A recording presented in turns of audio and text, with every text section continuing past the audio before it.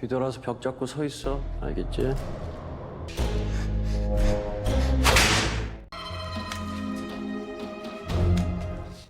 그 새끼 어딨어?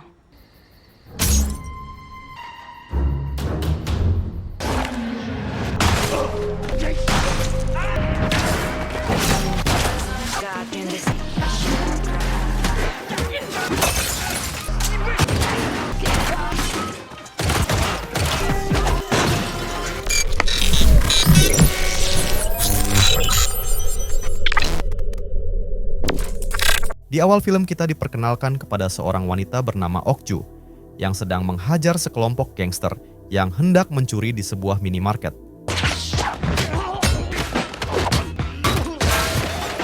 Pada akhirnya, Okju pun mampu melumpuhkan para gangster itu dengan sangat mudah dan tanpa kewalahan sedikit pun. Dan mulai dari sini, terungkap kalau Okju sendiri adalah seorang mantan pengawal khusus yang bertugas menjaga dan mengawal para tamu VIP. Sehingga tak heran jika ia memiliki skill bela diri yang sangat handal dan mampu menumbangkan para perampok itu dengan cukup mudah. 계산 좀 해주시겠어요? Tak lama setelah sampai di rumah, Okju ditelepon oleh seorang sahabat bernama Min-hee yang merupakan penari balet atau balerina. Dan di sini, Min-hee memintanya untuk segera datang ke apartemennya saat ini juga, karena ada hal penting yang harus Okju ketahui.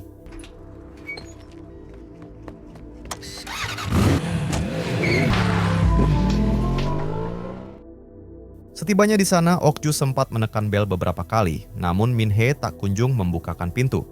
Lalu karena Okju yang sudah mengetahui kata sandi pintu apartemen Min-hee, pada akhirnya ia memutuskan untuk masuk sendiri. Namun setelah masuk, Okju tidak melihat keberadaan Min-hee dan ia hanya menemukan sebuah kado yang berisikan sepasang sepatu balet. Bahkan di dalam kado tersebut, Okju juga menemukan sebuah pesan di kertas yang bertuliskan, "Tolong balaskan dendamku."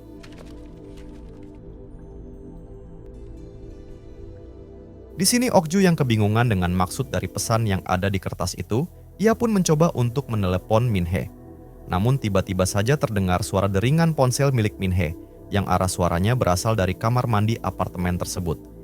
Hingga ketika Okju mencoba mengeceknya ke kamar mandi, ia dibuat sangat terkejut karena Min-hee alias sang sahabat sudah tiwis mengeniskin.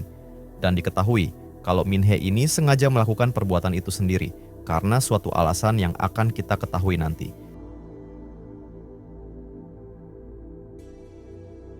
Apa yang dilakukan Min-hee tentu saja menjadi sebuah misteri untuk Okju, dan ia sangat penasaran dengan apa yang sebenarnya dialami oleh sang sahabat. Lalu karena itu ia pun mencoba untuk mencari sebuah petunjuk dari sebuah nama yang tertulis dalam kertas yang Min-hee tinggalkan untuknya. Kemudian Okju menemukan akun medsos dengan nama tersebut, dan diketahui kalau si pemilik akun adalah seorang penjual makanan. Namun, tak lama terdengar ponsel milik Min-hee yang berdering dan mendapat panggilan dari nomor yang sama sekali tidak dikenal.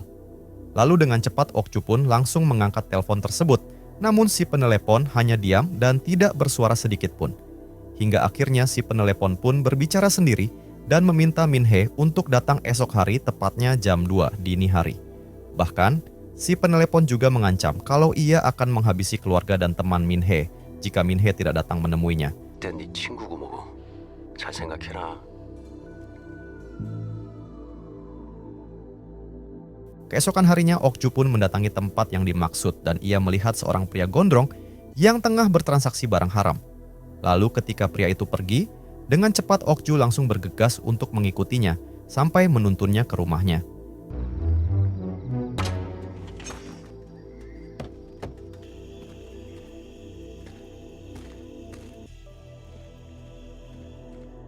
Hingga di pagi harinya terlihat si pria gondrong yang diketahui bernama Choi yang tengah pergi meninggalkan rumah dengan mobil mewahnya.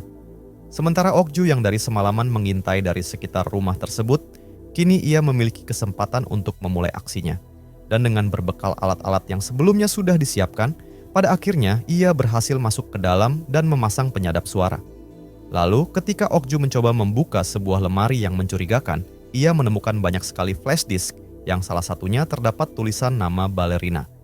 Hingga ketika Okju mencoba mengecek flash disk itu, ia dibuat sangat terkejut karena isinya adalah video Min-hee yang tengah oleh Choi.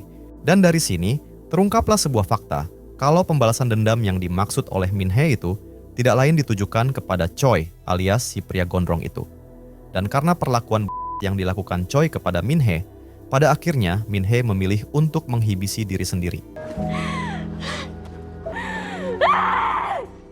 Setelah mengetahui yang sebenarnya dialami oleh Min Hee, tentu saja membuat Ok Ju sangat sedih, sekaligus tidak terima. Ditambah lagi, kalau Min Hee sendiri adalah satu-satunya sahabat yang Ok Ju miliki dan selalu menemaninya dalam suka maupun duka. Hingga karena itu kini Ok Ju pun langsung merencanakan sesuatu, dan tidak lain untuk membalaskan dendam atas kematoyan sahabatnya itu. Dan karena sebelumnya Ok Ju sudah memasang penyadap suara di rumah Choi, kini ia berhasil mendapatkan sebuah informasi bahwa besok malam Choi akan mencari mangsa baru di klub malam bernama Heaven. 야, 낚시로 하자. 해보면서 보자 그럼. Keesokan malamnya Ok Ju pun lanjut mendatangi klub tersebut dan tidak lain untuk mencari keberadaan Choi. Hingga setelah mereka bertemu, pada akhirnya Ok Ju berhasil mengelabui Choi hingga Choi masuk ke dalam perangkapnya. 어떻게 이런 데서 다 만나냐? 보람이 아니야, 박보람?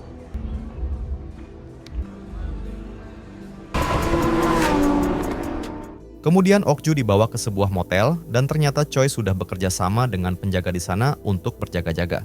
Lalu saat di dalam kamar terlihat Choi yang sedang bersiap-siap untuk memulai aksinya dengan memakai topeng dan membawa sebuah kamera.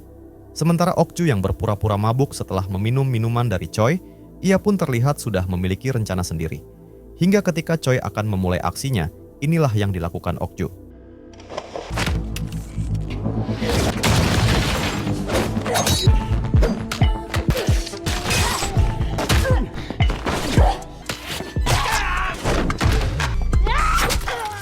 Dengan sangat brutal, Ok Ju berusaha menumbangkan Choi.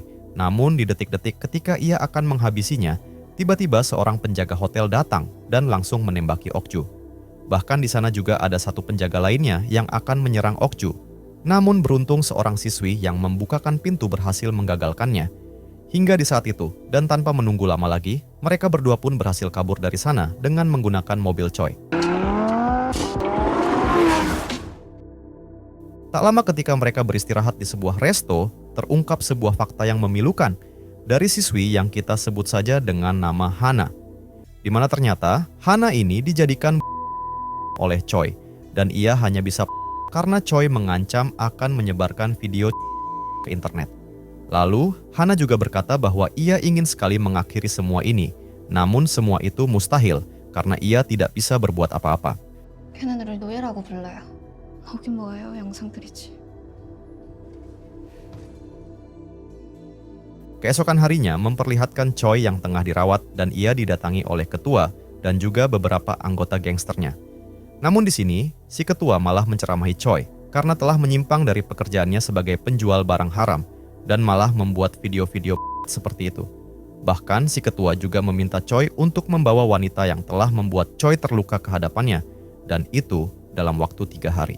너 지금 내가 병문안 온 거 같니? 3일 안에 데리고 와. 할 수 있지? Beberapa hari setelah mulai pulih, terlihat Choi yang mendatangi temannya, yaitu seorang apoteker yang bernama Myung Sik.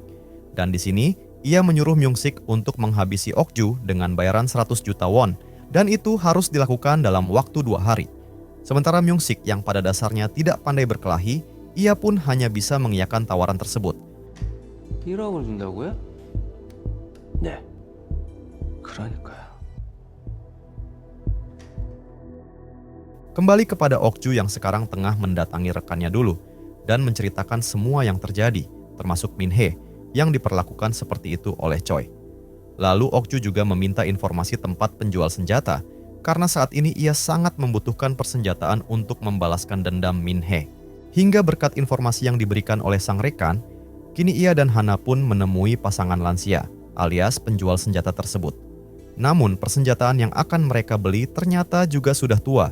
Namun karena tidak ada pilihan lain, Ok Ju terpaksa tetap membelinya. 일벌집 잡을 때 쓰는 건데 말이야. 어때? Tak lama setelah kembali ke rumah, Ok Ju langsung memperbaiki semua senjata tersebut agar saat digunakan bisa berjalan normal. Lalu setelah selesai, ia pun pergi seorang diri ke sebuah minimarket dan tidak lain untuk membeli beberapa makanan untuk dirinya dan juga Hana. Namun selang beberapa saat dan ketika kembali ke rumah, ternyata di sana sudah ada Choi dan Myung-sik yang langsung menyerangnya.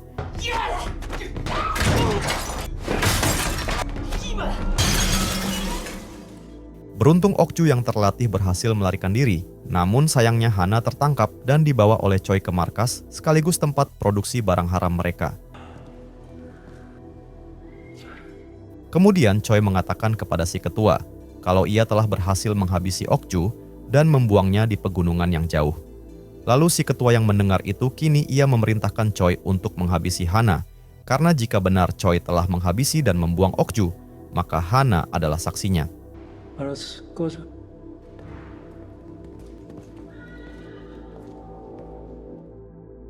Di balik itu Okju yang sekarang sudah sangat murka, ia pun mendatangi si penjaga hotel untuk menanyakan informasi tentang markas Choi. Hingga setelah Okju sudah mengetahui di mana lokasinya, tanpa ragu inilah yang dilakukan oleh Okju. Setelah itu Okju langsung bergegas ke markas Choi dan para gangster itu dengan bermodalkan nyali dan senjata seadanya saja. Lalu setibanya di sana ia melihat baju Hana yang tergeletak di lantai dan tentu saja itu membuat emosinya semakin tak bisa dibendung lagi. Hingga ketika tiba di ruangan tempat gangster itu memproduksi barang haram, Okju langsung mengatakan kalau ia sedang mencari seorang siswi. Namun di sini dan ketika si ketua gangster merendahkan Okju, tiba-tiba pada akhirnya si ketua gangster itu wafat seketika, sementara para anak buahnya mencoba menyerang Okju hingga terjadilah pertempuran di sana.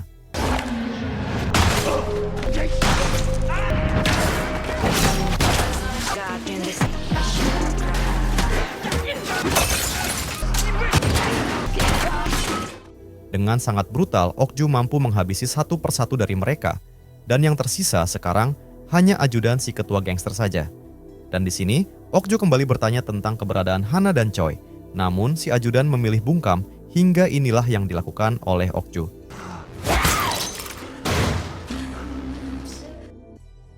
Setelah menghabisi mereka dan ketika Okju keluar dari ruangan itu, secara kebetulan ia berpapasan dengan Myung-sik yang sedang membawa Hana dalam keadaan tak berdaya. Namun ketika Okju akan menghabisi Myung-sik, terlihat Choi yang datang dari arah lain dan ia langsung menimbik Okju lebih dulu. Kemudian Myung-sik yang merasa terselamatkan, ia mengatakan kalau ia akan menghabisi Okju dan meminta Choi untuk mengirimkan uang yang telah dijanjikan. Namun belum sempat Myung-sik melakukan aksinya, tiba-tiba saja Choi yang khianat pun langsung menghabisinya. Lalu ketika Choi akan kembali menembuk Okju, ia dikejutkan dengan suara tembakan yang ternyata dilesatkan oleh Hana. Dan meski tidak ada satupun tembakan yang mengenai Choi, namun hal itu menjadi kesempatan Okju untuk menembak lebih dulu dengan pistol cadangan yang sebelumnya sudah ia siapkan.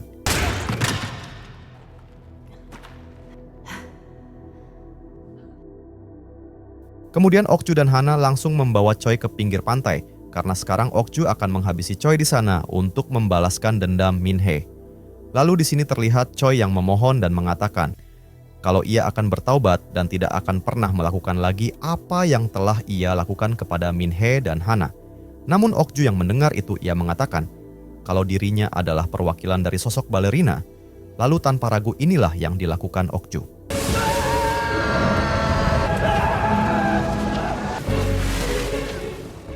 Pada akhirnya Choi pun berhasil Okju habisi, sehingga dendam yang ia wakili untuk Min-hee alias sang sahabat kini telah terbalaskan.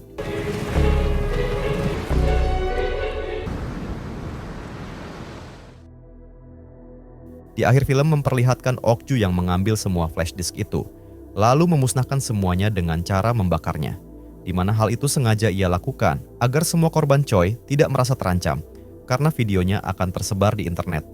Dan film pun tamat. Jadi itulah tadi alur cerita filmnya Sob. Jika suka video ini silahkan like, dan jika ada saran yang ingin disampaikan silahkan tulis di komentar. Mohon maaf jika ada salah kata, dan sampai jumpa lagi di video selanjutnya.